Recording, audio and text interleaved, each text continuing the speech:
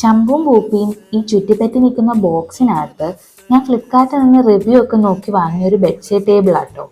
വീട്ടിൽ എന്ത് സാധനം വന്നാലും, അത് കവറിൽ വന്നാലും ബോക്സിൽ വന്നാലും, അത് പൊട്ടിച്ച് പുറത്തെടുത്ത് കാണുന്നവരെ എൻ്റെ കൂടെ അങ്ങ് നിൽക്കും രണ്ടുപേരും.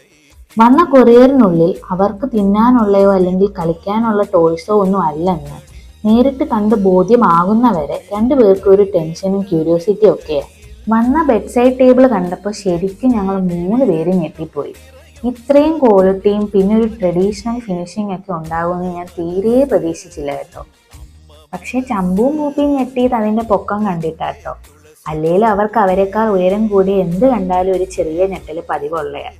ഈ ടേബിളിൻ്റെ കാല് നമ്മൾ തന്നെ ഫിറ്റ് ചെയ്യണം.